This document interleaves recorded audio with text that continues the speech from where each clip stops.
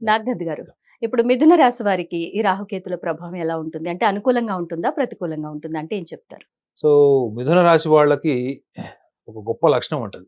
వాళ్ళెప్పుడు గూడా స్వేచ్ఛగా, స్వతంత్ర భావాలతోని, స్వతంత్రంగా ఉండడానికి ఇష్టపడతారు వాళ్ళు. కష్టపడి రూ. 1,00,00,000 సంపాదించడం కన్నా, స్వేచ్ఛగా మనం 10,000 సంపాదిస్తే చాలనుకుంటారు వాళ్ళు.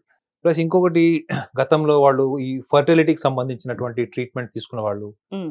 పిల్లలు పుట్టకపోవడం వల్ల వాళ్ళు మెడికేషన్ వాడి చాలా సందర్భాల్లో వాళ్ళకి రిజల్ట్ లేని వాళ్ళు, వాళ్ళు అనుకున్న స్థాయిలో వాళ్ళకి హెల్త్ ఇంప్రూవ్ కాని వాళ్ళందరికీ కూడా హ్మ్. ఇప్పుడు ఈ మే మాసం నుంచి ఇది మంచి టైం అని చెప్పొచ్చు వాళ్ళకి. ఓకే. ఎవరికి? మిథున రాశి వాళ్ళకి. ఇది కేతుగ్రస్త. హ్మ్. అంటే హ్మ్. కేతు వల్ల ఏర్పడుతుంది. ఈ కేతువు వీళ్ళకి ఆరోగ్యపరమైన సమస్యలున్న వాళ్ళు, ఆరోగ్యపరంగా వీళ్ళు ట్రీట్మెంట్ తీసుకుంటున్న వాళ్ళు వీళ్ళందరికీ కూడా ఒక విషయాన్ని చెప్పాలి. హ్మ్. రాహువు గనుక ఏదైనా డయాగ్నోసిస్ చేశారనుకోండి. హ్మ్. హ్మ్. ఒక డిసీజ్ ఉంది. దానికి డయాగ్నోసిస్ చేస్తే రాహువు డిసీజెస్ వల్ల ఏర్పడే డిసీజెస్‌కి డయాగ్నోసిస్‌లో ఇన్ఫర్మేషన్ దొరుకుతది.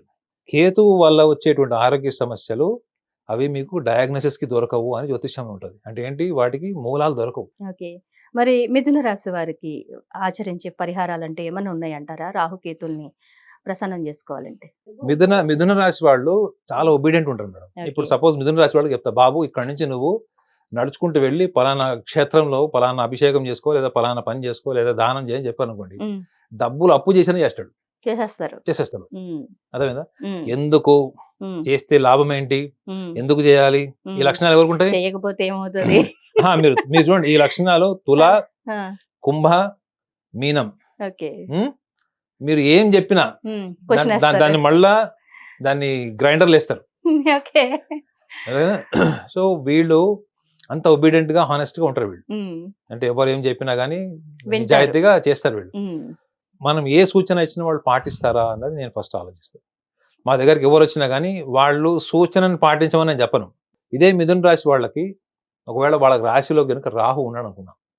రాహు ఉంటే ఎక్కడ ఉంటాడు? కేతు వచ్చి వాళ్ళకి ధను రాశిలో ఉంటాడు. హ్మ్. ఓకే. హ్మ్. రాహు ఉన్నాడనుకోండి, మీరంటున్నారు కదా అదృష్టం ఎలా కలిసొస్తుందని. వీళ్ళకి 30 ఏళ్ళు దాటిన తర్వాత స్నేహితులుండరు, బంధువులు రారు.